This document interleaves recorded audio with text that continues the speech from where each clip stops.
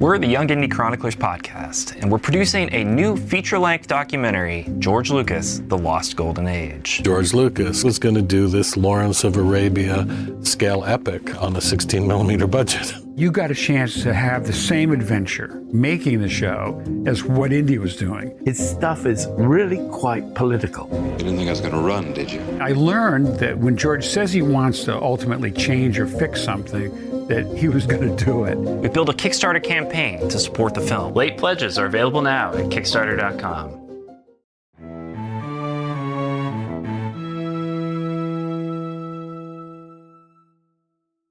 Hello there. Welcome to Force Ghost Conversations. This podcast is your home for cozy deep dives into all things Star Wars and Lucasfilm adjacent properties. This is your host, Anthony King, and each week I will be joined by fans, creators, and believers in the principles from the galaxy far, far away to discuss the thematical elements from our favorite Lucasfilm properties. And without further ado, it is time to gather around the campfire for some Force Ghost Conversations.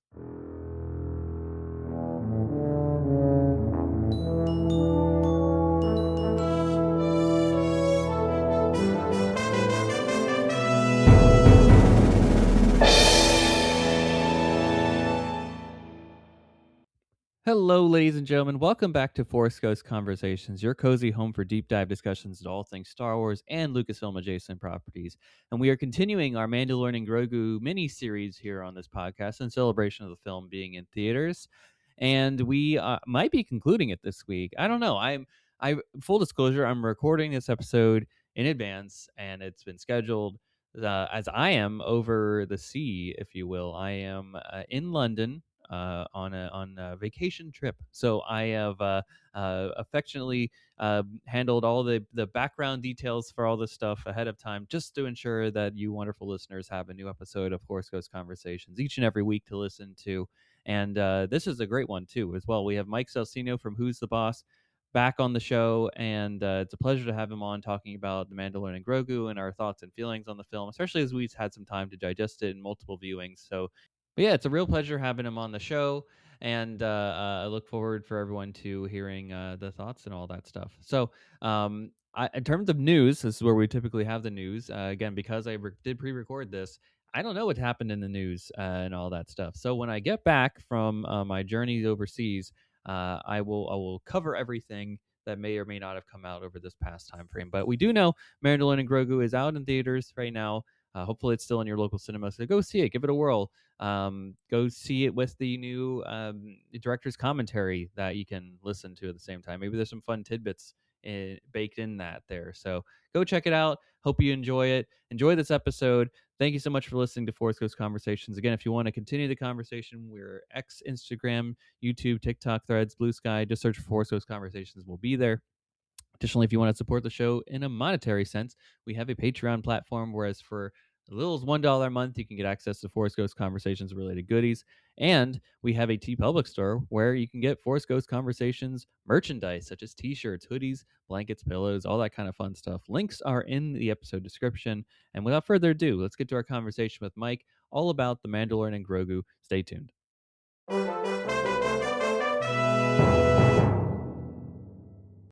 Ladies and gentlemen, welcome back to Force Ghost Conversations, your home for cozy deep dives into Star Wars and all things Lucasfilm adjacent properties. And we aren't done talking about The Mandalorian and Grogu. No, the film is still out in theaters, and I hope that you have gone and seen it many a times, because I still have some thoughts on this, and I have brought a returning guest back on the show, one of my favorite guests. It's Mike Celestino from Who's the Bossk. Mike, how are you doing? And welcome back to Force Ghost Conversations. Wow, one of your favorite guests. One of my favorites. I'll say it. Thank you so much. Yes, hi, how are you? I'm glad to be back. I'm happy to talk more about this movie that I enjoyed quite a bit. Can't wait. Sweet. Now, I'm just looking at your background, and I noticed you've got a lot of toys up. Have you gotten any of the merchandise from The Mandalorian and Grogu yet? I have.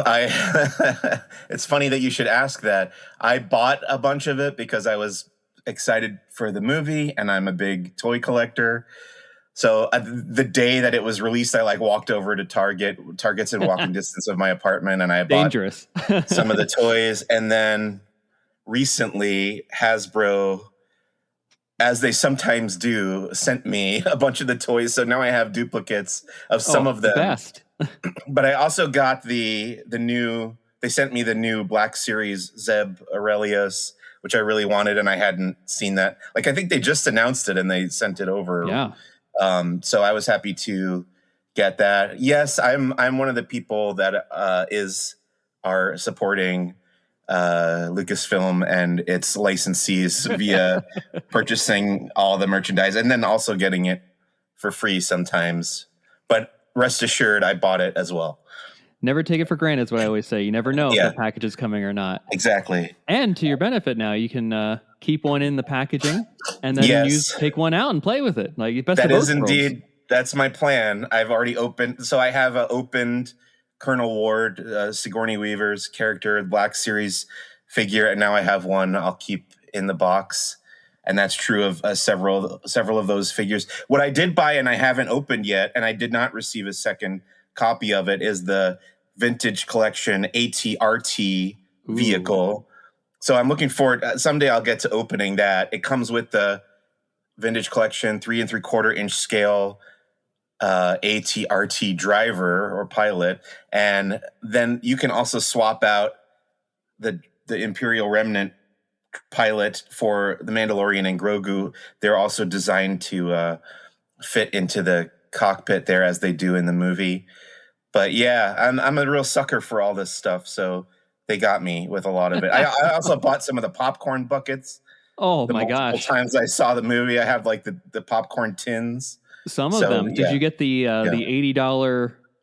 I think it's the $80 Grogu one. Is that it? No, I haven't. I don't really buy the ones that are like shaped like things anymore, but I bought the tins. Okay, that's wise. I don't know if I could stomach $80 for a popcorn bucket. All the power to the people that it's their thing, but like, what do you do with it afterwards? Does it just sit on a shelf? Like, it's just another thing to collect, and boy, do I not need another thing to collect. Oh yeah, no, I'm the same way, and I prefer the popcorn tins because you can actually store things in them. Like, I'll put Lego bricks in them and other random bric-a-brac that I have laying around.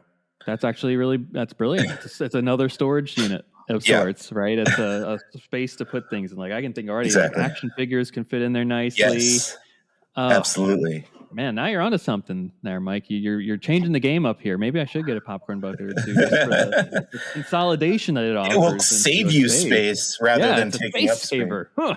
Now we're talking. And speaking of talking, I am so curious because I've seen, but I did the best that I could to not scroll and see all the adventures that you had over at the Filoni Favreau warehouse extravaganza of things that you had the awesome experience to go out and see. So give us like a couple sentences, just like experience of like, what was it like? What did you see? What were some of your highlights that you took away from that? Right. So I was very fortunate through my job. I was invited to, it's called the Fairview Portals. It's Jon Favreau's studio. It used to be airplane hangars I think it's in Century City, Los Angeles. And I think they said for a while it was used to build like hot rod cars in the 40s and 50s. So it's gone through a lot of uses over the decades. But now it's owned by Jon Favreau. It's his personal studio, but it was also used, I think he volunteered it as use for the set of a Delphi base in both the Mandalorian TV Disney Plus series and the Mandalorian and Grogu, the movie. So if you see a scene that takes place in a Delphi base, that big like cylindrical hangar, that was shot at Fairview Portals in Century City here in Southern California. I think the other nickname for it is Thunder Alley because that comes from the hot rod culture of Southern California. So not only did I get to visit a Delphi base and like walk around that set, and if you go watch the video on the Laughing Place YouTube channel, you can see I got to sit in the booth where Sigourney Weaver's character Colonel Ward has the conversation with the Mandalorian and Grogu. But and then I got to hang out there with the production designers, Andrew L. Jones, and another gentleman whose name I'm blanking on right now, but they're very, very kind. It wasn't Doug Chang. It was one of the other set decorators for the movie. They were very kind and very forthcoming. I asked them a lot of questions. I really geeked out about being there, and and then seeing the movie on the big screen. And I'm like, I was there in that space, and I got to sit in that booth and hang out there for a little bit. But then in the other hangars, I think there's 3 hangars total called Huey, Dewey, and Louie. As another Disney connection there. And they have, in one of the other hangars, they have set up basically like a museum of a lot of the older props and costumes and vehicles from the Mandoverse Disney Plus series. So they have like the N1 Starfighter.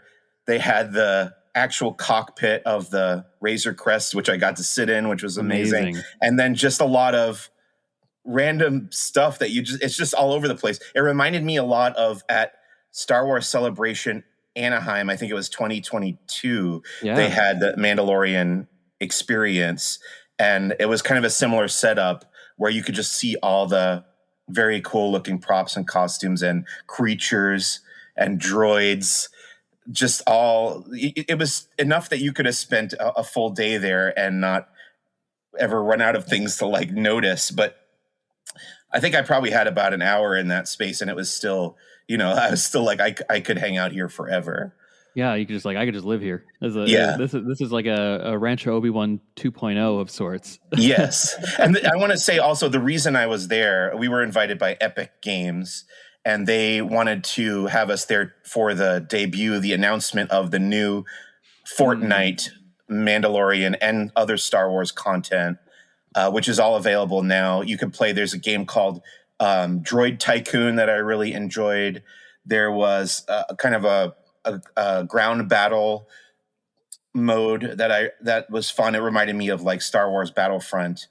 And then there was like a Mandalorian and Grogu watch party island, which you could sit in an arena and watch the first 12 minutes of the movie in Fortnite. But also it's like a fully like realized replica of the planet Navarro and Navarro City from the TV show. And you can run around and do tasks and errands for IG-11, and you meet Grogu and you run errands for him too. I really enjoyed that part because I'm more into like the task-based video games more than like fighting necessarily. But there's a good like variety of gameplay available for that. So it got me to download Fortnite, which I had never played before that event. So I was pretty into that. It was all very exciting, and I was like honored to be there.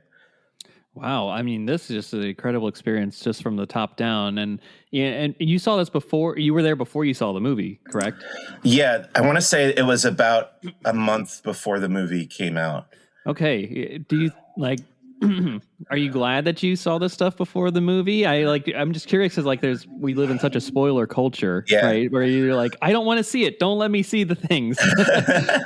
Well, I would say of the stuff that I saw that day, there wasn't a tremendous amount that spoiled the movie that wasn't already like in the trailers. Okay. So if you had like seen the trailers, I didn't feel like I had been spoiled on too much. Okay. And I also like that it's called, what you said, Thunder Alley is like Thunder Alley, alternate name. And like, wow, what a, we're 49 years from the release of Star Wars A New Hope, but so much a part of the Lucasfilm story is American graffiti and that cruising culture of car culture, that car culture that George was so inspired by. And the fact that now like it's all kind of full circle with the return to cinemas for Star Wars in some way. And it's done in this warehouse that did the stuff that George was so into. Absolutely. And I always think it's kind of ironic because I'm not a car person at all. Like, I think I just came back from New York City and I was jealous. I'm always jealous of their I can walk around public transportation. And just like being a walkable city, which LA is mostly not. But I've never been super like, I don't know. I've never been a big car person. And I know George Lucas obviously is. And so much of his generation, whatever you would call it, the boomer generation or I don't know. He's a boomer. They were so into cars, and I just don't, that stuff doesn't interest me, but I do love the stuff that was born out of that into the Star Wars universe. So yeah, I don't know. Yeah. It's a little bit of a conflict there, but I found it very interesting. Very interesting indeed. Yeah, they were so enamored by their cars that they ripped up all of the street trolley cars and all that used to live and populate our cities. And we were so forward on public transit, and then we went backwards. And now we're trying to get back there. And you say, LA, the D line expanded. It's growing. The good old LA CMTA is expanding. So I look forward to using it next year in celebration. Yeah, can't wait. Can't wait indeed. Well, let's dive into this motion picture here that is The Mandalorian and Grogu. How many times have you seen it to this point, Mike? I have now seen it 4 times, and I just, like an hour before we started talking here, I just booked my 5th time because I want to go and watch it. I don't know if you saw, just this afternoon they announced an in-theater audio commentary that Jon Favreau has recorded, and you can get it through an app called Theater Ears. Mm-hmm. And I tried to figure out if you could maybe play it at home without going to see the movie again, but it actually, I think it detects where you are. And then is it location based? Yeah, and also it listens. You have to give it access to the microphone in your phone so it can listen for the movie to guess to know that you're watching it. So I booked my 5th viewing for tomorrow morning. I'm going to go and I've decided I'm going to sit in the back row and put these earbuds in and take notes. I'll do a little post on Laughing Place about like what we learned from the audio commentary. Yeah, I mean, I was going to ask about that because the news did drop as we're recording this just before we hopped on here, and I think you and I are both fans of those behind the scenes details. Rarely these days now. Like, it's so hard to get audio commentary. It's like you have to get a Criterion level release to get a good director's commentary on something nowadays, when before that was commonplace. That was just it was a part of it was like maybe the only special feature that many films got, and now it's like we're lucky if we even get something like that. And I'll be intrigued to see what you have to say about it, because there's so much of this movie that I feel like is probably like either an Easter egg or like what was some of the reasonings behind some of this work. And I'm just, it's going to be a minefield of just wonderful information, I think. What are you expecting to get from this experience?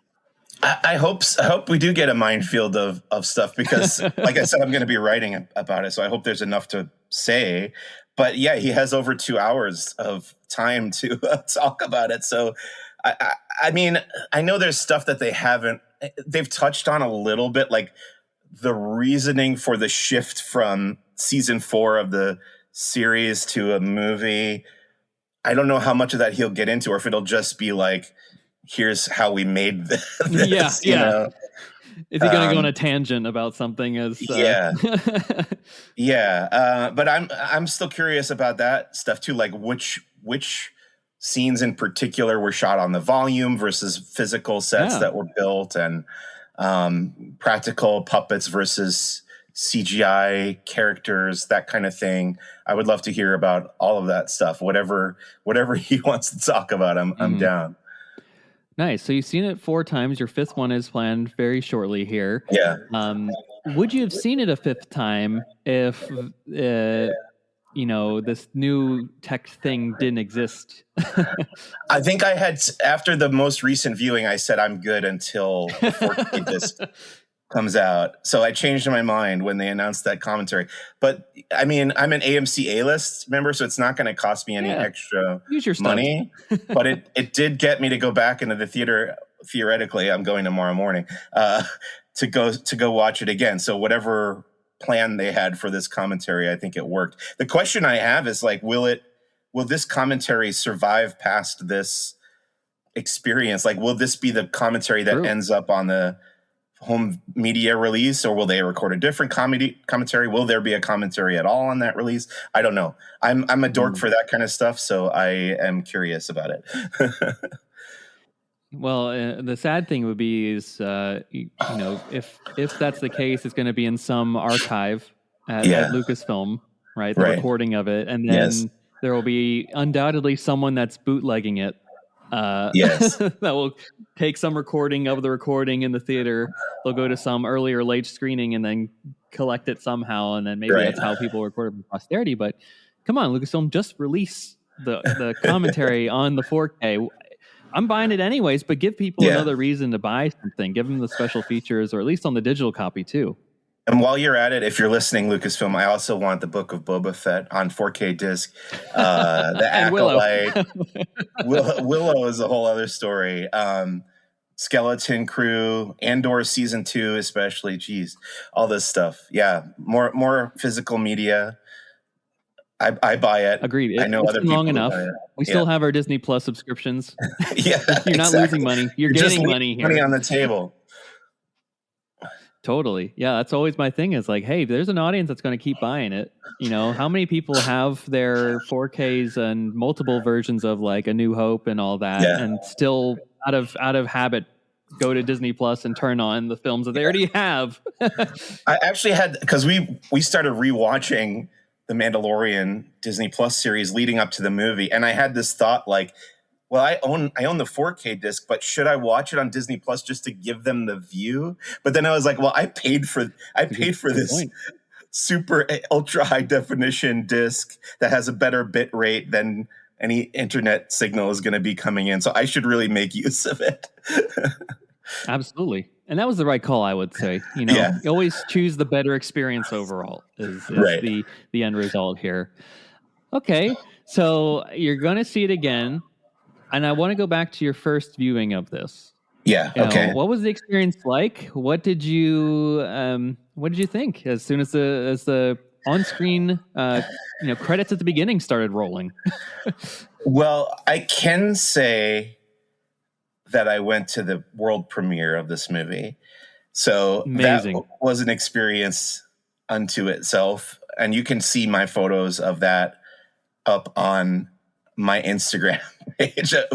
It's no longer Who's the Bossk Pod. It's now Mike Celestino in Burbank. So you can find me there. But I can't talk about that much more. Like, other than me being there, I can't say much more about that. But I will say, like, watching it in that environment is always going to be more memorable than your average movie-going experience, right? Yeah. The other thing I want to say is, like, I'm a huge fan of the Mandoverse in general, and I am also a fan of Jon Favreau's as a filmmaker. I know very good friends of mine who are film fans, cineasts, as you might say, who do not like Jon Favreau, and I understand why. But I do like Favreau for the most part. I think the only movie he's made that I outright did not like was Cowboys and Aliens, which I do kind of want to go back and rewatch that one just to see if I still feel the same way about it. But some fresh eyes, you might look at it differently. Yeah, exactly. But by and large, I'm a fan of his work. And I was thinking, like, he directed my favorite episode of the series, The Mandalorian, called The Marshal. It's the second season premiere. So I was like all in on this movie. I was super excited when they announced it. It made perfect sense to me. I understand the financial reasoning behind Disney wanting to shift back into theatrical from the focus on streaming for so long. It's going to make, I guess it's going to make them more money. I don't know if that's true now, because I don't know if the box office lived up to what their expectations were. But anyway, all that said, I had very high expectations, and I had a certain idea in my head of what I wanted this movie to be, which is inevitable and unavoidable. That you form these little, this is in my head, this is what I want this movie to be. So I will say, first of all, that it wasn't the movie that I wanted it to be. Okay. And the reasons it wasn't what I wanted it to be is because it didn't really, and a lot of people have pointed this out, it doesn't really further the overarching story of the Mandoverse. Obviously they're in the beginning, they're pursuing the Imperial Remnant warlords, so that kind of ties in a little bit, but by and large it's very self-contained, and I think it's designed to be accessible to general audiences who may not have even watched the Mandalorian series, or maybe they did watch parts of it and forgot what they saw or whatever. It's very like entry level Star Wars and very entry level The Mandalorian to me. But Sure. once I accepted the movie for what it is, I did really enjoy it. And I enjoyed it for like opposite reasons than I thought I was going to. Like my favorite parts of this movie are the quieter, slower parts, especially, you know, I don't know how much we want to dive into actually what happens in the film yet, but there's a part, and I've seen people say this is their least favorite part of the movie, so who knows? But the part where it's just kind of Grogu hanging out on Nal Hutta, taking care of Din Djarin, who has been poisoned by the bite from the dragon snake. That whole part is like plays like a little like 10-minute short film, and that every time I've seen it, I that part I'm just entranced, you know. And the music, the score is wonderful there, and the puppeteering is just so impressive. And there's a shot where Grogu just kind of like snuggles up under Din Djarin's arm and nestles himself in his like the crevice of his arm there in that hut that he builds, and it's so touching and so moving, and it's all driven by this puppet. And a friend of mine compared it to like a Jim Henson movie from the 80s, and I think that's a really apt comparison because I just love that part of the film, and I can't wait to see that part again. I'm a sucker for puppets too. I'm a big proponent of practical creature effects, even though there's a lot of CGI in this movie as well. But the puppets are really what sell it for me. I'm into it. You know, the last thing I'll say before I hand it back over to you is when Star Wars Episode 9, The Rise of Skywalker came out in 2019, I saw it 4 times also in the theater. And within the opening week too, like in really quick succession. And by the 4th time, I was like dreading watching it again. And with this movie, I didn't feel that way. And that's how, like, that comparison is how I kind of know that I really dig it, in that I wasn't upset to have to sit through it again for that 4th time. No, I'll yes and everything that you said there. I think this film does such a beautiful job at blending a lot of those elements that we've come to know and love about Star Wars over the last 49 years, right? It's the puppetry, it's the CG work, it's the pushing the envelope with the volume, it's the stop motion. It's all that thrown into one here in this crazy soup that is the Mandalorian and Grogu film that you know is who on the Disney, like, I would love to be in the room where they pitched this to Disney and then they gave them the green light and they're like, you know, you'll see maybe 2 to 3 minutes of actual Pedro Pascal's face in this. You'll hear his voice a lot, but you won't actually see him for quite the vast majority of this movie. And then maybe the only human character that will have a major speaking role is Sigourney Weaver at the beginning and at the end. On paper, it doesn't make any sense at all. It's bonkers. How would they greenlight such a thing and roll with it? But they did. So when people are like, this is such a safe movie, and I'm like, yeah, technically story-wise, but really what you're getting on screen is like, how did they say, yeah, give this 160 million, whatever the budget is for the production, and roll with it? Right. Which I think it's awesome because that's the only way you're going to make the Hutts look good, right? Over the course of an 8-episode series with that kind of money, if you're comparing it to what a season 4S could be, if this would kind of took that place there, is like, I don't think the CG would look as good as it does. Because they had the time, they had the VFX teams working on it from the start. They had a clear vision from the beginning on this thing. Doesn't seem like there was a whole lot of changes in the back room about what it was going to be. They made this thing look great, and it comes out great. And I think it's a great fun time at the cinema. Now you can say, yeah, to your point, you're absolutely right. This film does, like, it's not like Thrawn pops up at the end, or like you get a reference to Ahsoka and like all that. You know, there's enough to alienate people in this movie. You're like, hey, what are these twin Hutts doing here? Rada the Hutt, I've never heard of this guy. Like, there's some deep Star Wars. Embo, right? There's some out there things that connected to a larger Star Wars galaxy. But if you're talking about the containedness of the Mandalorian universe, right? It's not Boba Fett doesn't pop up and he walks into another room and there's all these different characters. I mean, Zeb's there. That's pretty Right. deep cut too. But in terms of those larger galactic stakes, right, that doesn't happen. But I would argue, has The Mandalorian ever been like about these big galactic stakes, right? I mean, sure, they free Mandalore and defeat Moff Gideon, but that was that story, right? And this is a whole new story, and based off of where they go from that point, this is a relaunch to say, hey, we're hunting down these Imperial warlords. We're going through the deck of cards here. And I guess people at the end wanted her to pull out the card like a la Batman Begins to be like, hey, you want Thrawn? You can go find him, go hunt him down. And like, what's Din Djarin going to do against Thrawn? Come on, like, that doesn't make sense. Oh, sorry, go ahead. I don't mean to interrupt you, but the most frequent critique that we've both heard about this movie many, many times is that it just feels like 2 or 3 episodes of the show cut together. And I think that it's hard to argue with that. I mean, you can't. Because it's true, but the action scenes do feel grander than the TV series. But beyond that, I would say like, great. I love the show. What's wrong with that? I want to see 3 episodes of the show. That's what I wanted to see on the big screen. I'm a big fan of the show, so why not have it graduate to the big screen and get to have that communal experience watching it with a bunch of other fans in the theater? I have no problem with that.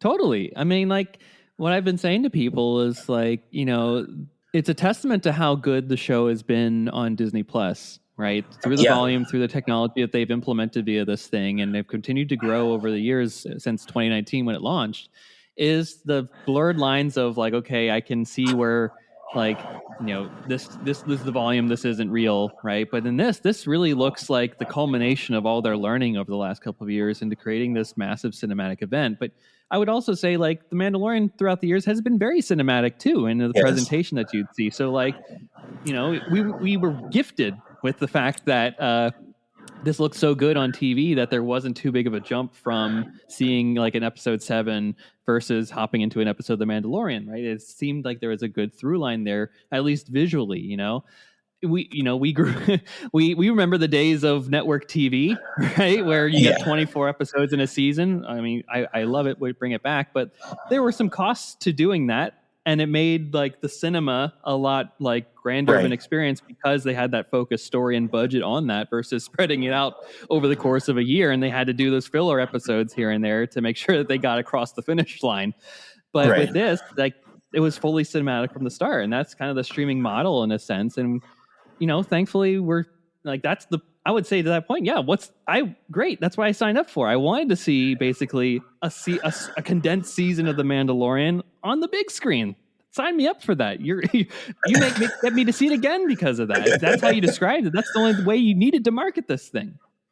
Yeah, absolutely. And what you're saying brings me back to my teenage years, looking forward to the X-Files movie, right? which came after the 5th season of the show. And X-Files is one of those network shows that had a limited budget, that had 24 episodes a season in the first 5 seasons at least. And the comparison, the contrast between the TV show and the movie was bigger because it was more cinematic. But yes, that gap has narrowed quite a bit, and I think it's to our benefit. I don't see the downside there. I don't think so either. Yeah. And I'm like, hey, if they put another season on Disney Plus moving on after this and it looks just as good, sign me up for it. Like, this film, I firmly believe people had their articles, their nasty articles written before the film they even saw the film, right? The headlines were already there, right? Is it worth seeing in the cinema? Like, all those people were going to have those questions. They made up their minds before even seeing it. So like, it already had an uphill battle, in my opinion, from the start. And there was also the other uphill battle of the nature of, cinemas are expensive these days. Yeah. And when you have, there's probably an audience that have been trained to think that, hey, if I just wait 2 months, 3 months, and I already pay, $12 a month for Disney Plus, why take the family out for $100 to go see it when I've got Spider-Man coming around the corner. I've got a Minions also this summer. Maybe if parents want a date night, the Odyssey is around the corner too. Like it's a stacked summer of a lot of stuff coming out over the next couple of weeks here, and it's a shame. Like I wonder if maybe a December might have been a better release date for the money aspect of this. What do you think on that one, Mike? Well, you have the Avengers movie. I think it's that's true. tough. I'm saying in a world where that doesn't exist. Yeah. Right? In recent history, Doomsday, right? Dune Part 3 and Doomsday is also Doomsday. at that time. Yeah. In recent history, Star Wars has performed better in December than in May. Although, if you go back to the original 6 films, those all came out in May. So I don't know. I think the other thing you have to take into account is that the film industry and the entertainment industry in general is just like scrambling to figure out struggling how to continue to make money on the old model, which I get it. It's tough. So any way that the creative people could continue to give us output in this like very shaky, uncertain environment, I guess I'm all for it. You know, we're going to go see Masters of the Universe this evening, and that movie is getting a pretty decent response. So I'm all for people working within whatever remains of the studio system to get the money to be able to make this stuff that we enjoy. And I'm the kind of film fan and entertainment fan and pop culture fan that I kind of appreciate it all. Like I like the popcorn stuff and I like the artsy stuff. So it's all good to me. And it's not all great, but I don't know. I don't know what I'm trying to say here other than I will continue to happily consume it until the AI takes over. Go support cinemas and go support human creators is the ultimate thesis of everything, folks. Well, I want to circle back to the Grogu's World sequence here because it was also my favorite part of this movie too. Great. And I've seen it 4 times now myself, and with each subsequent viewing, it has just gotten more and more beautiful. And I will also admit too, I watched it 3 times on the Thursday opening day. I went just back to back. That was my experience with the X-Files movie. I watched it 3 times opening day. That's the way you got to do it. That's the way you do it. And boy, was I a little delirious towards the end of the day. But that last bit there with the Grogu's World, just seeing it again was just such a revelatory part of this. And you know, I'm hearing in both in the chatter online and just in various podcasts that I've been consuming since release has been there's not an emotional arc in this movie. And I'm like, did you not see the Grogu's World sequence? That's him taking ownership. Like, you know, for the most part of the 3 seasons, Din is like, hey, you know, I'm your protector. Where you go, I go, or where I go, he goes kind of deal. Like we are a package in the same. But what if we saw a glimpse here into what the world would be like if Din didn't exist, right? This is Grogu having to fend for himself, having to figure out how to eat, create shelter, meditate. Like what does he do with this free time when he's not just going off on adventures? He has the free choice to do what he wanted. And I thought that was just such a powerful moment. Like and this especially, right? I'm sure it's different if a person had just came into this for the first time, never seen a single thing about the Mandalorian and Grogu. I don't know who those people are, but somehow if you escape 7+ years of online and Disney Plus discourse over almost a decade now, and just missed out on the Baby Yoda craze of the pandemic, like but this was a culmination moment, and for Din to also recognize that, he's like, hey, like we are like I need to give you more training here. Like that's the arc. Is like you look at the beginning of this movie, where he's like, don't touch buttons. And then the end of the movie is, please touch buttons. Like, let's do this together. I need to not only protect you, but I need to train you for a life without me. And that's part of teaching. That's mentorship. That's being a parent, right? That's what this movie's about ultimately. And Din has to recognize that. And Grogu also got the opportunity for the first time to be on his own and to showcase, hey, I can do this, Dad. Give me an opportunity, and I'm gonna make this work here. And I just think that's more beautiful and poetic the more I think about it. Do you have any thoughts on that, Mike? I think I agree. It's a very subtle arc, but it's an impactful and meaningful one for these characters. It's not the kind of like narrative shattering arc that you would see in. I'm trying to compare it to. Well, I'll compare it to like Raiders of the Lost Ark. Okay, this is Raiders is a story of a cynical non-believer who realizes that it's like futile to mess with the powers of the supernatural that he also has to accept exists. So this is like major like worldview shattering stuff. But in The Mandalorian and Grogu, it is just like you said, the arc of accepting Din Djarin, accepting that Grogu has to learn to fend for himself, and Grogu taking upon himself to fend for himself too once Din has been captured by Embo there, and he has to team up with the Anzellans. And I think it's subtle, and I think that's why a lot of people are missing it. but it is there, and would it have? I don't know. I guess the question is like, would it have worked better as an arc of the series versus a movie? It's hard to say, but yeah, I agree with what you said. It's hard to say because if you're doing this as a series, right? I'm sure they would just expand the various sequences more. Like I'm sure you and I'll just say, speak for me here. I don't know if you did it, but there was parts in like I think my second or third viewing where I'm like, okay, that's where you would stop episode 1. That's where you would stop episode 2. There's roughly enough ideas for 8 episodes in this, just more compact into a 2-hour, 12-minute movie.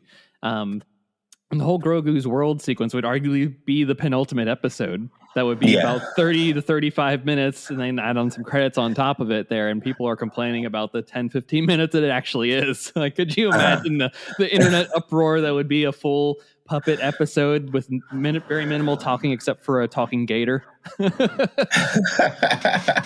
I'd be going nuts. I would love it. I know. I'm all for it. It'd be pulpy. It's just fun. It's mostly crazy. dialogue-free episode of The Mandalorian. Yeah, I'd be all for it. It would be one of the most avant-garde things that they've ever done. I mean, already that whole sequence is pretty avant-garde for Star Wars in its own right, but actually like take it a step further and be like, hey, guess what? We're doing this, right? It's kind of similar to in season 3, right? They did the whole episode that was the side arc with like the Dr. Pershing and all that, exploring more of that world. And that episode got a mixed response too, but I think you and I probably really appreciate whenever Star Wars goes in like we've consumed so much. It's like whenever you do something slightly different, I'm all for it. So you bring it on. But I know they have to walk that line between giving people what they expect or, appealing to the casual fan and viewer versus somebody who may want to see Star Wars take a little bit more chances. But that's kind of what the books and comics and animation is for, I guess. Yeah, absolutely. Hey, if you want Star Wars to get wacky and crazy, go pick up a comic and be like, how does this did Luke actually meet a vampire between episodes 4 and 5 while with a archaeologist? Yeah, guess what? It's in there. Right. But I want to ask you about, they say about this, there are no stakes in this movie. And I think if you really look deeper, there's an argument to be made that there are like something that could be considered a bit of a big galactic stake pool. We don't know exactly what the ramifications will be, but I would argue that seemingly the destruction of the huts on Nal Hutta, takes them off of the board of the underworld game. And like, who's going to fill that power vacuum? Like, there could be some machinations going on in the underworld that we're not really fully privy to, that this movie kind of sort of introduces. We talked about this a little bit on my podcast, but I was the one part of the movie that bothers me each time a little bit is the destruction of that palace on Nal Hutta, because earlier in the movie we see all these other huts there, and he talks about how they're all gangsters or whatever, but I do think it's a big leap to pass judgment on all the huts that are living in. Like, we don't know what their specific crimes may be. I'll give you that the twins have done some bad stuff and maybe they deserve to die. But calling in that strike, I think they should have shown the other Hutts like evacuating or something. They all crossed the rebellion. They're the New Republic. They're going down. But even Sigourney Weaver, Colonel Ward talked about how like the New Republic intelligence had been fostering this relationship with the Hutts, and it seems very like cavalier and well, I mean that tracks, right? They let the First Order appear on their dime. So it makes sense that they had some lackadaisical intelligence. Yeah, I guess maybe there'll be some kind of military tribunal in Ahsoka season 2 to hold them accountable for their actions.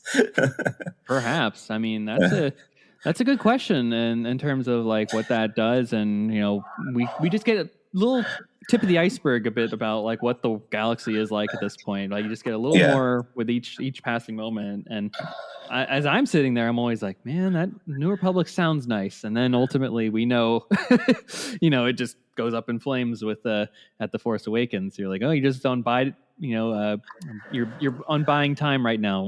Probably 20 years is when Hosnian Prime is destroyed, right? Yeah. Just about. So yeah, it's one of those deals where it's like this film is full of just interesting points along the way. And one of those interesting points, I want to get your thoughts on this, Mike, is the return of an interesting character from Star Wars lore. A film in 2008 called The Clone Wars movie introduced this character known as Rada, but also affectionately known as Stinky among the film and Star Wars fans along the way. Did you ever think, roughly 18 years later, that you would ever see this character mentioned and or brought on screen again, especially in Star Wars Return to the Cinema? Yeah. Well, first of all, I'll say I did not see the Clone Wars movie in 2008 because, believe it or not, kids, there was a period where people were upset about the prequel trilogy, just as upset about the prequels as they are now about the sequel trilogy and the Disney Star Wars era.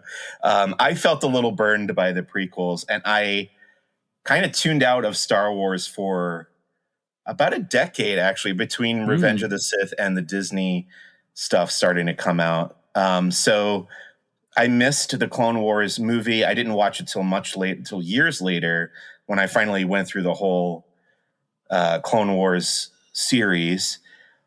But to answer your question, I did think they had to get back to Rada at a certain point because, okay, to dig in deep here, I remember when Mos Pelgo first popped up in The Mandalorian with Cobb Vanth, and if you go back to the Star Wars Aftermath novels, when they introduce Cobb Vanth and Mos Pelgo, there's a baby Hutt that's being raised in that city, which they don't mention in the TV show. But I think, I want to say the assumption among the fans was that was Rada. I don't know if that ever turned out to be the case. I think it might have just been abandoned. The timing doesn't seem like it might add up, but could be another Hutt. Yeah, I guess so. Right. Anyway, I always in my head spurt. He might have been like 2 weeks ago. He had his growth spurt. Yeah, we don't know how the Hutts. It may be like, because people have said like, oh, Grogu is still a baby at 50, and yet Yoda said he started training Jedi at 100. So Grogu has to go through this growth spurt. Maybe the Hutts are the same way. Yeah. Anyway, I did around that time I started wondering like, where's Rada at this point in the timeline after Return of the Jedi? So I think it was only a matter of time before they picked that up. And I have to imagine it was Filoni who obviously was instrumental in making that. He directed it, right? The Clone Wars movie. So I'm sure it was in the back of his head, like, when are we going to get back around to Rada? And honestly, this is the kind of thing that makes me appreciate that part of the Star Wars storytelling universe more. When we have these connections, like now we know Rada as an adult. I enjoy the character. I know there are people out there who did not enjoy this take on a Hutt or of seeing a buff Hutt, or they didn't like Jeremy Allen White's performance or his voice or the way his voice was manipulated or the way he was presented with CGI. I'm into it. I like Rada. I'm looking forward to buying whenever they do make the Black Series action figure. Yeah. Hasbro, again, if you're listening. Anyway, it makes me want to go back and watch the Clone Wars movie again, and I'll see a little bit more of. I'll get more out of it with Rada's origins and his time that he spent with Ahsoka and Anakin. It just this is my favorite thing. I've said this to you before. I think my favorite thing about the Disney era of Star Wars is how interconnected it all is, and each piece gives you a better appreciation of something else. So that's my take on Rada. Well, I guess handing you there, I think he was a great character to include in this film. I think, especially with the story they introduced, right, is like, hey, I'm my own person. I'm out of the shadow of my father. It's a choice, right? He's choosing to be better. And there's also a timeline, right, where he's like, hey, Rada lived for a good amount of time without his dad. He's going to live without his dad for the rest of his life now. And, he was prepared and went down a dark path. And it was only in this gladiator pit that he found his way. Yeah. Right. So it's also another point to like, hey, I got to train Grogu for the life without me. Subtly, it's there. But if you want to poke the holes into that, then there's something to chew on with that meat. Now I'm curious. How on Disney Plus, when you finish something, when the credits start rolling, that it then recommends like, hey, check this out next. Yes. Do you think that since there technically isn't something in the Mandoverse after this, that there's a chance that it'll be like, hey, you finished The Mandalorian and Grogu, watch the Clone Wars movie, or does it say, hey, you want to watch more Mandalorian, go back to season 1, episode 1? There's always a possibility. Yeah, it wouldn't surprise me if that happened. Find out where Rada came from, and also learn go watch about Rada. The Embo episodes of the Clone Wars, and go watch Star Wars Rebels to know where Zeb came from. Right. That's right. It's all one connected universe. And then you can catch your way back up to Mandalorian season 1. It's just a circle. Yeah. Go back, finish the Mandalorian Grogu until we get something afterwards, pop back, and then go all the way back through again. That's your core right there of Star Wars. There's pretty much the majority of Star Wars is in that circle there. If you draw a take a chunk out of the story that is that. But ultimately, to the point is, if you're a fan of a character and or you're waiting for resolution on a plot line thread, the answer is patience, because you never know what's coming down in the future, right? Always in motion, the future is. Exactly. Because, as much as there's people being like, hey, I never thought I'd see Rada again, but there's a recent film, Captain America: Brave New World, follows up on plot points from the Incredible Hulk film from 2008. Yes. I never thought I'd have some through lines of that point. And then, hey, to some patience and time, we got there eventually. And look at Maul Shadow Lord, which connects to the ending of Solo: A Star Wars Story. Which also to Clone Wars, right? Yeah. All these loose threads that were dangling there. It's brilliant. It's brilliant. In a way, I empathize with people who feel overwhelmed approaching Star Wars as like a new fan, because there is a lot. You have 50 years worth of content to absorb, and some of that is not canon anymore, but it's still worth visiting. But even if you just stick to the current canon stuff, there's a whole bunch of things. But on the other side, I kind of envy them getting to experience all that for the first time. I agree. It's always a weird thing of like, and especially in this world that we live in now, where people are like, I don't want homework to enjoy something. Yeah. And then a part of me is like, I'm just thinking of like 2019 me, right? Where we're all gearing up for Avengers Endgame, and we wanted the homework. Yes. Right? Like how vastly different a world we live in now versus like back then, where like I get to watch 22 movies to figure out what is going to happen in this movie, and a plot point in Ant-Man that I never thought of could be the through line that actually is the way that they save the day. Versus now, we're like, I can't watch a full season of a TV show before heading into this theater. It's impossible. But I think what really at least my suggestion for the answer to that question is, it's just everything is a cinematic universe these days. So if everything's a cinematic universe, then nothing's a cinematic universe. And people are going with the times, right? It's like, oh, there's a Gremlins show, or they're planning a Gremlins like thing, and I'm like, I don't need to see all that stuff, or like there's like 3 spinoffs of The Boys now. I'm like, oh, I don't need to watch all that. So I think people are just picking and choosing now that everything is expanding and growing and having, the IPification of everything is just. People are rebelling against it to some degree, and I guess at least that's where my thoughts are landing on that. What do you have a theory on that, or do you? Yeah. Oh, there's something to be said for simplicity, and I think like the success of something like Backrooms. I mean, Backrooms. I haven't seen it. We're going tomorrow, so we're seeing Masters of the Universe. Double, triple feature for Mike. You're using those stubs. Well, I try to stay in touch with the pulse of the pop culture universe. Anyway. Backrooms, to my understanding, is based on a YouTube web series type spooky type thing, but it doesn't require any pre-knowledge going into that movie. And I think that's part of why it's successful. People just want like a simple, scary, atmospheric type movie to go and enjoy. And Star Wars does feel weighted down a little bit right now with all of that quote unquote homework, and maybe you'll just want to wait until when is it, January, February, when you can go and see the original movie in the theater again and not have to do any homework at all. You'll just get to start fresh from the beginning and see if you want to follow through from there, or you could pick and choose and see what people like and what they don't like. But in my head, there's room for it all. I like Star Wars is the center of my pop culture galaxy, but I'm a more casual fan of Marvel.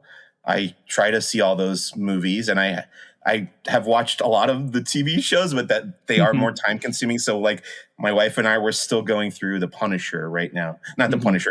We're watching Daredevil. We're in season 3 of the Netflix Daredevil, and then we're going to go to the Disney Plus Daredevil show, but also we want to watch The Punisher, so we can watch the Punisher TV movie. And some of the stuff does require homework, but it's more rewarding because of it. Like, I don't know, go back to Lord of the Rings. Like, you could just dive into Lord of the Rings, the proper trilogy, or you could start with The Hobbit and you get the little tease of the ring and you meet Gollum, and it kind of sets up that part of it too. So it's up to you. You could read, consume the one-off movies that don't require any foreknowledge or homework, or you can expose yourself to a vast media landscape of these cinematic universes, depending on the amount of time that you have to spend. I don't know. Okay. I think there's room for all of it. I'm in favor of it all, and I do the same thing. I pick and choose myself. So. I have no problem with any of it, except we the live AI. in an a la carte buffet world. Yeah. Forget the AI, unless it's Steven Spielberg's AI film from 2002, which also, hey, Disclosure Day is coming out pretty soon, folks. Get ready. I'm excited. Ready. I just bought the vinyl today, pre-ordered it, so looking forward to 94-year-old Johnny. A video of John Williams conducting in a wheelchair. In his chair. Yeah. Rock and roll, man. Keep going. May he do the next Spielberg. May he never die. May he just never die. Just Palpatine, fill him with the fluid, keep him going. He's not allowed. He's not allowed to go. It's. I don't envy these creators that live in this world now that do get these tentpole budget films, and then they're like, I have to have enough. It's like almost a mathematical equation they have to exist in nowadays, where it's like I have to have. Enough that's there for people that are hardcore fans of this, that they feel seen, but then I also need to have enough in there that's so entry level that people don't feel alienated. And it's like I feel bad for the people that are like, I just want to create the coolest in the weeds nitty gritty kind of thing out there, and then who knows what's like in those writers' rooms or the conferences with higher ups where they're like, hey, take this out of there, write this in a more simplified way. Well, and then the flip side of that coin too is like I saw an interview with the Backrooms director where he said he doesn't want to be involved with IP filmmaking. But my first thought when I saw that was like, too bad you already are. Like, There's no way Backrooms at the level of success that it's having right now. There's no way that's not going to become a franchise. So it's the snake eating its own tail. If something's successful, unless it's like a really artsy, Paul Thomas Anderson kind of thing, we're not going to get a sequel to One Battle After Another, I don't think. But like Two battles after another. Yeah, exactly. But by and large, these days, or actually within the last 50 years, probably, if a movie is hugely successful, it's probably going to get a sequel. So yeah, there's really no avoiding it.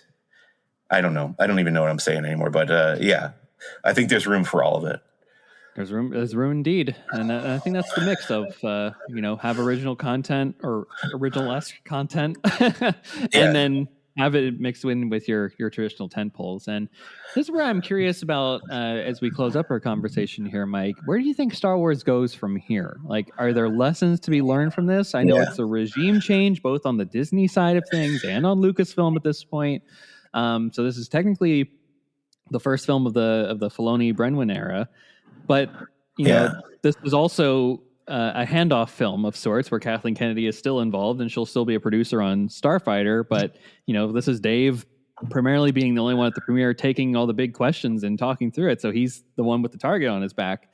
Where do you think we go from here? Does Mandalorian go back to streaming? Is there opportunities for more films in the theatrical space from those streamers? I wish I knew the answer. I am very, very curious to see where it goes. Obviously, we know there's a second season of Ahsoka coming out, and we know that there's this Starfighter movie. There's also a Star Wars Visions presents The Ninth Jedi, which should be very interesting. Other than that, we've got Maul Season 2. Okay, so those are all the things that we know for sure are coming. There's also the movies that were announced and they haven't gotten around to. So there was the Rey movie, there was the Origins of the Jedi Order movie, there was the Dave Filoni directed movie that would theoretically wrap up the Mandoverse. Will any of that happen? I don't know. Like, they have to find ways to make these movies cheaper, and unfortunately, I think that points to the direction. I keep mentioning AI, but like I think in the minds of the studio heads, that points to AI. Like, oh, that's going to help make movies cheaper. Oh yeah, but then when that becomes the case, when AI takes the lead in visual effects or I don't know, creating the environments, I start to lose interest in the output, So I don't know what the answer is in this media environment. I think, did you watch the Jon Favreau interview from CinemaCon this year? I did not, no. Oh, I highly recommend you go and watch that because he got asked the AI question and I thought his answer was super, super smart.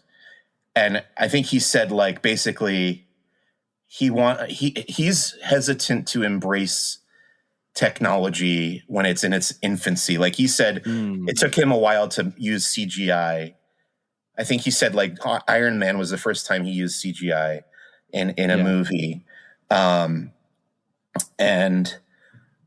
I think he's, like, playing it safe with AI as well. But he said that he would want the studios to be transparent about AI usage. Like if AI were to replace Industrial Light and Magic or whoever the people sitting at their computers creating the background environments, or I'm just trying to think of like what would the first steps be of implementing AI into Star Wars? It would probably be the visual effects and the environments. I don't think they would go to actors right away, but I think like even then you're losing something with the human touch. But anyway, Jon Favreau is saying like be transparent that AI was used to create these movies and let the audience decide whether that's something that they want to see. Because I think by and large we have seen this kind of rejection of AI. Like look what happened with that the animator last week, the Book of Life guy, who he was announced that he was involved with some AI project for Netflix, and like basically the his fans online like booed him out of that production. He had to drop out. Like I think people are rejecting it with good cause. But then, you know, if we get past that whole AI discussion, like the question is like, how do you make movies? How do you continue to make movies and have them be like self-sustaining, like make enough money back to continue making them? And, you know, you look at the success of the movies that are more successful right now, the lower budget horror movies, Obsession and Backrooms. So those can be made cheaper and make more money. You can't really do that with Star Wars because by its nature, it's way more expensive. Do you make more intimate? I would love to see more intimate Star Wars movies. We could have a whole movie of Grogu walking around on Nal Hutta, and I think you and I would be satisfied. That'd be the way to cut down some budget. Yeah. Would the audience in general accept that? I don't think so, but I don't know. So the answer to your question is I don't know, and I'm very curious to see what happens as the years go by because we are in this like upheaval of media and entertainment. But what I keep in the back of my mind is like, even if all of this goes away, if they stop making Star Wars in like the worst case scenario, let's say we enter into another dark period like we had in like the late 80s where there's no Star Wars content, right? There's still so much from me. Like I consume more Star Wars than the average person by far, but there's still so much that I have not consumed. There's a ton of novels and comics I haven't read, and video games I haven't played, whatever. So I could go back and explore that. I'm always happy to do that. And beyond Star Wars, I would love to continue like expanding my classic film knowledge, that kind of thing. So I'm okay if this doesn't last forever. I would like to see them. Like if I had a wish list, this is why I'm glad Ahsoka got a second season, because I was really worried at the end of season 1, like, oh, we're never going to see this story wrap up or continue. So I'm glad that's coming back, but I would like to see them put a bow on the Mandoverse and this whole the overarching threat of Grand Admiral Thrawn. Like I think that story needs to be finished in some way. That would be my hope, is that they get to that before everything collapses entirely. Which I'm just being all like doom and gloom now. It's not necessarily like a foregone conclusion that Lucasfilm might not be generating the amount of content that we would like forever. But that's what I would like to see, is that story wrap up. And then, you know, maybe take a break for a while and come back to, you know, people always say like absence makes the heart grow fonder. So maybe another 15 years or something would be better between Star Wars movies. I don't know. What do you think, Anthony? It's a good question because, you know, in terms of The Mandalorian, I think they might just say, hey, we're a streaming show at this point. Yeah. But does it leave the door open for that Filoni movie where is that like, hey, grand bombastic, let's figure out how this concludes? And maybe there's a chance that still is on the table. I don't know. That's going to be in some bigger boardrooms. And to your point, right? It's like all films need to be quote unquote events now for people to get that word of mouth and get moving into the cinema, which they make more money than they do in the streaming platforms. I would assume, right? I don't know how they're able to tie money making to. It's not like it's network TV, right? Where you could say like, all right, all these people watched from 8 to 10 p.m. and we were able to charge these advertisers because of that, and that's how we knew it was a really successful property that made money. Right? I'm going to interrupt you again. Sorry, I want to interrupt again just to say like that was the justification that I heard for making this a movie instead of the 4th season of The Mandalorian. So they could have paid. I think I heard it cost $120 million for 1 season of The Mandalorian to be produced. And this movie was like $160 million budget wise, not counting marketing or whatever. So they could have made another season of the show and had it released on Disney Plus and had people watch it like they usually do and get the same amount of money that they are already getting for the Disney Plus subscriptions. Or you pay a little bit more, the movie goes into theaters and they get the money that people pay to go see it in the theater, plus the Disney Plus subscription. So maybe it balances out because it's basically like double dipping on the project because they're getting paid for it twice. I don't know. I honestly like the money side of it isn't as interesting to me as the storytelling side, but I understand like it's a unavoidable conversation because movies cost money to make. So I'm sorry I interrupted you, but go ahead and get back. No, and very good point there too. And I was just alluding to is that like it is we're in definitely an inflection point when it comes to the cinema going experience, right? Theaters are closing up. Films are not in theaters as long as they used to be, right? Usually like back in the 2005, 2006, right? A film would be in all summer that came out in May, and you'd be able to, it'd be able to maybe grow an audience over the course of the summer as people, had time off and went. Versus now, if like, hey, you didn't see it in the first 2 weeks, well, they're pulling it and it's going on your in-home cinema, where get $20 more, and 2 weeks later it's probably on some Peacock or Prime Video or something streaming platform, right? So the whole industry itself is in an influx. So, I mean, who's to say 2 years from now where they'll be with all this stuff? I think Celebration 27 is going to be a really interesting time, not only for the 50th anniversary of this franchise, but also as direction and sense of the new Filoni era and Brenwyn too, about where we're going with the next at least 5 to 10 years and what can we expect in those time frames, whether it's a more focus on streaming, whether it's more focus on animation. Maybe they just say, hey, let's sit with this for a little bit here. And honestly, like you're saying, as much as I love Star Wars, you love Star Wars, I kind of would be in agreement if like, hey, they need to, for the business side of things, preserve the brand a little bit more, create that sense of, hey, feed the audience, and focus on other things, right? If they want to do another Willow project or in that Willow space or do another Indiana Jones-esque type or just do a whole nother Lucasfilm thing, right? There's no stopping Lucasfilm from not just being a Star Wars company. They can create a whole other IP along the way, and there's some risks associated with that. But I think ultimately there's the other aspect, which is Disney bought Lucasfilm for $4 billion, and we need to get our return on investment on this thing. Yeah. So we will pump out Star Wars.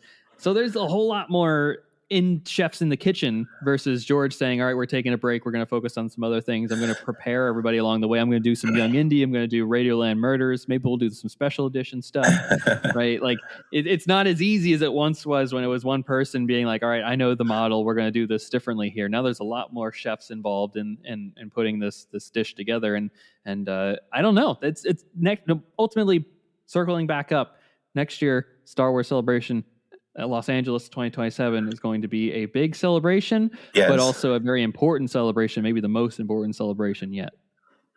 I agree. And if it comes down to it, I have to say, I would much rather them announce nothing than announce 3 movies that don't get made. Yeah, bring out some directors and some actors and then never get made, right? And even to your point, when you were like, here are the films that there's that Simon Kinberg trilogy that they've announced too, that's been floated around. There's so many other projects that have just also been like picked up and dropped. And sometimes they'll be like, yep, we're working on that now. And then 2 weeks later, nope, we're actually dropping that. And then there's sometimes the stuff that we don't know and that just pops up, like a la The Hunt for Ben Solo, that could have theoretically been in the works too for all these years. Yeah. Who knows? Maybe that's what Dave Filoni comes out and announces, like, hey, you asked for it, you're getting it. The Hunt for Ben Solo. Maybe. Get your butts back in cinemas. If you asked for it, all those people said, hey, I'll go buy this ticket here. Let's see. Put your money where your mouth is. Let's do it. Well, Mike, this has been a fun look at The Mandalorian and Grogu. Also, the state of Star Wars, too, and where we're at after this point, especially as we've had a few weeks to digest and sit with this movie. Do you have anything else that you want to add about The Mandalorian and Grogu before we close up shop here? I don't know if I have a whole lot. I've talked about this movie a bunch already in my review and on my own podcast. I'm trying to think if there's anything specific that I want to say about this film. No, I think it's enjoyable on its own terms, I think if you get past your own expectations for it, it's worth seeing and enjoying if you haven't already. I'm sure if you're listening to this, you probably have seen it. And people get angry now when you use the word fun to describe a movie. Yeah. Like that's I become a enjoyed whole it. How thing. dare you? How Yeah. dare you enjoy it? But I do think that's what it is. So I don't know how else to describe it. I do think a movie can be just fun and not have to worry about too much else. So that's kind of where I'm at on it. I'm looking forward to seeing it again. I'm looking forward to owning it. I will buy it on 4K disc. And I look forward to whatever else is coming down from this team, from Jon Favreau, from Filoni, and the Mandoverse in general. Yeah, he doesn't have that warehouse for no reason. So I assume they're going to get working on something sooner than later and use those props and connect this universe in further ways. And I'm excited to see where they go with this. But Mike, it's been a blast having you back on and chatting about this movie. Well, what do you got going on over at Who's the Bossk? Feel free to plug anything as we close up shop here. Yeah, I don't know if you have heard this or not, but I am bringing Who's the Bossk to a close. The episode, following episode after this recording is going to be episode 250, and that will be the series finale of Who's the Bossk. It just got to be time for me to wrap up the show, I think, move on to other stuff. But it feels very appropriate because I started the show like a month or two after The Rise of Skywalker came out, and now we're going to be a month or two after the following movie, Mandalorian and Grogu. And it's just time for me to move on. So I had a great time doing it. I kind of did everything I wanted to with it, and it's time for it to come to an end. So look out for episode 250, the series finale, sometime later on in June. Fair enough. Well, yeah, all things come to an end. All good things. Yeah. And as long as it's on your terms, which sounds like it is, like, hey, close that chapter and move on to other things. And basically, what you're telling me here is you'll have a lot more free time to be more frequent guest on Force Ghost Conversations. I would be happy to. Yeah, please ask me whenever. I'll be happy to come on. Fantastic. And folks, thank you for listening to our continued series on The Mandalorian and Grogu. There's a lot more to talk about this film, and we'll be continuing to do so over the course of the summer. And we'll be back in your feeds next week with a brand new episode. And until then, may the Force be with you. Take care.